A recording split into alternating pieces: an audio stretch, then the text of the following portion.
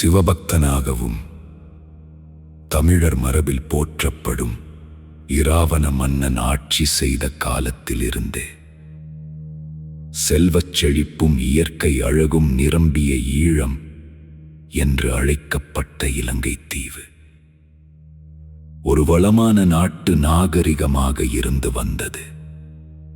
அதனைத் தொடர்ந்து ஆட்சி செய்த தமிழ் மன்னர்களும் அந்நாட்டை வளமிக்க தேசமாக ஆட்சி செய்தனர். ஆனால் பின்னர்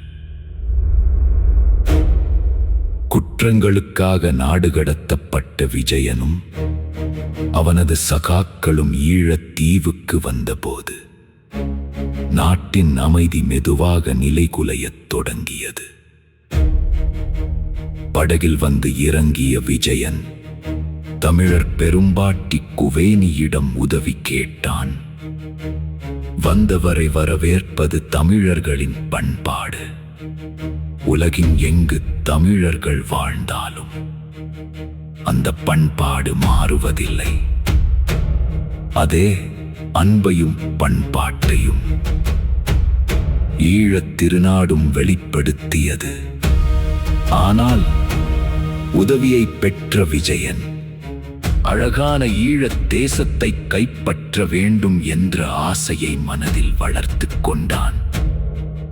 அந்த காலத்தில் இலங்கையில் இயற்கையான மரங்களை குன்றுகளை வழிபடுகின்ற இயக்கர்கள் மற்றும் நாகம் கற்கள் சிலைகள் வழிபாட்டை மேற்கொள்கின்ற நாகர்கள் போன்ற சைவத்தமிழ் மரபுகள் நிலவின. ஒரு நாட்டை போரின்றி கைப்பற்ற வேண்டும் என்றால் முதலில் அதன் மொழியை சிதைக்க வேண்டும். பிறகு அதன் வழிபாட்டு முறைகளை மாற்ற வேண்டும்.